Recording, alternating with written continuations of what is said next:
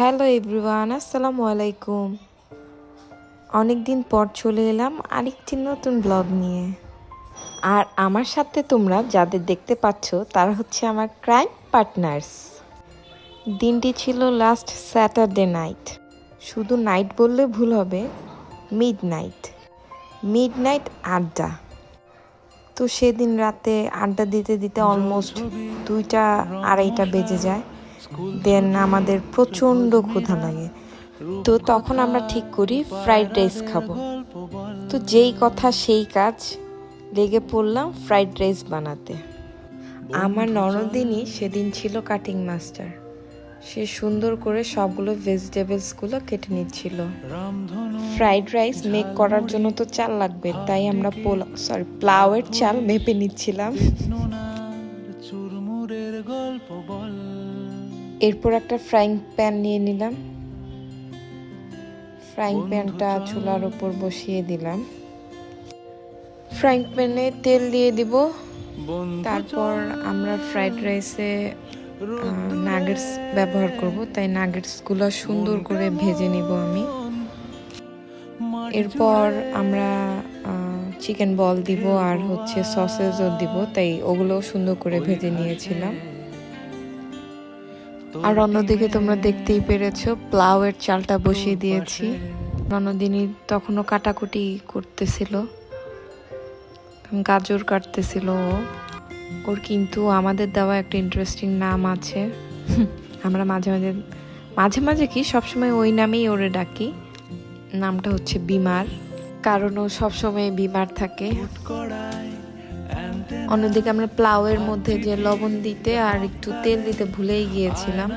তো আমরা একটু লবণ আর তেল দিয়ে দিছিলাম প্লাউয়ের মধ্যে, তাহলে প্লাউটা ঝরঝরা হবে।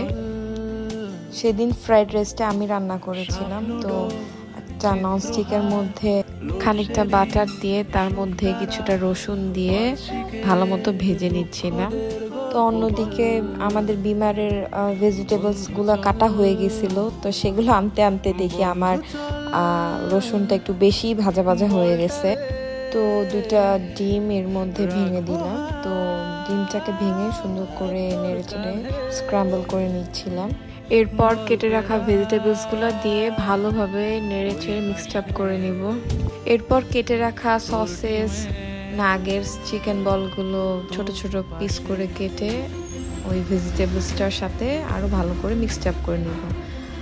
আর অন্যদিকে ভাবি প্লাউয়ের চালগুলোকে ছড়িয়ে নিচ্ছিল যাতে তাড়াতাড়ি ঠান্ডা হয়ে যায়। আর অন্যদিকে আমাদের বিমার বারবার আমাকে থ্রেট দিতেছিল যে আমার ফেস নিবা না, আমার ফেস নিবা না, আমাকে নিবা না, আমাকে পুরা ভাতের বেটির মতো লাগতেছে। তো তখন আমরা আবার দুষ্টামি করে বলতেছিলাম যে ভাতের বেটিকে তো ভাতের বেটিই লাগবে। তো যাই হোক, প্লাউয়ের চালটা এতক্ষণে ঠান্ডা হয়ে গেছে। এখন প্লাউয়ের চালটাকে ভালো মতো ভেজিটেবল আর ওগুলোর মিক্সচারের সাথে ভালো মতো মিক্সড আপ করে নিচ্ছিলাম। ওই দিন আমরা ফ্রাইড রাইসে 6 টাইপের সস ইউজ করেছিলাম। একে একে প্রতিটা সস পরিমাণ মতো দিয়ে নিচ্ছিলাম। এরপর একটু টেস্টিং সল্ট দিয়ে দিব। এরপর কালো আর সাদা গোলমরিচ গুঁড়া, সামান্য একটু চিনি, 2 টেবিল স্পুন বাটার, দেন একটু হালকা করে নেড়ে চেড়ে মিক্সড করে নিব। দেন রেডি টু ইট। বিমার চুলা থেকে ফ্রাইড রাইসটা নামিয়ে আনলো আর সার্ভ করার জন্য কিছু বাটি দিল ভাবি, সাথে তার হাতের ম্যাজিক। তো বিমারকে বললাম তুমি সার্ভ করো। তো সার্ভ করতেছিল। সার্ভ করতে গিয়েও তার নটাঙ্কির শেষ নাই। ভাই কি যে বলবো, কি যে নটাঙ্কি করে এই মেয়েটা। তো তার সার্ভটা করা শেষ। এখন আমি তাকে বললাম যে একটু হার্ট সাইন দেখাও। তো সে হার্ট সাইন দেখানোর জায়গায় সে এক চুটকি সিন্দুর দেখাই ফেলতেছিল। তো এটা নিয়ে আমরা আবার অনেক হাসাহাসি করতেছিলাম। দেন আমি হার্ট সাইন দেখাই, ভাবি এটাকে সুন্দর করে ট্রেতে পরিবেশন করতেছিল। আবার তার হাতের ম্যাজিক দিয়ে দিল। সাথে আরো ছিল চিপস আর মোজো। ফ্রাইড রাইস খাবো সাথে কোক খাবো না, সেটা কি হয়? এরপর আমি ট্রেটা নিয়ে সোজা রুমে চলে গেলাম। এখন খাওয়ার পালা। খাওয়ার শুরুতেই মোজোটা ওপেন করে গ্লাসে গ্লাসে ঢেলে নিচ্ছিলাম। এরপর একটু ঢং ঢং করে নিলাম, একটু বুমারেং করে নিলাম। ফাইনালি আমরা এখন খাবো।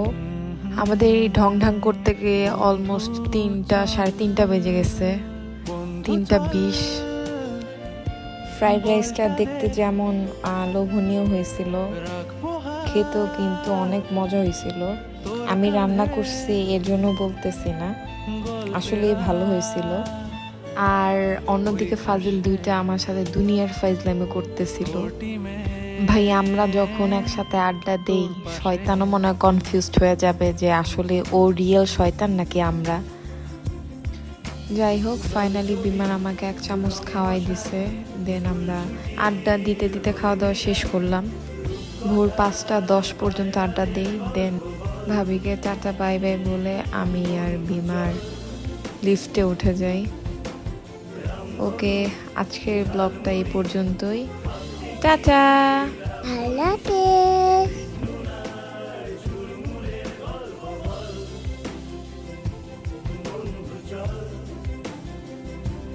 বন্ধু চল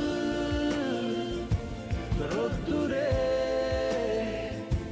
মন কেমন মাঠ জুড়ে খেলবো আর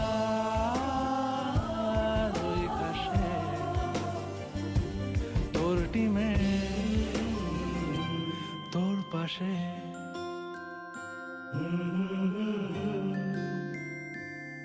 তোর পাশে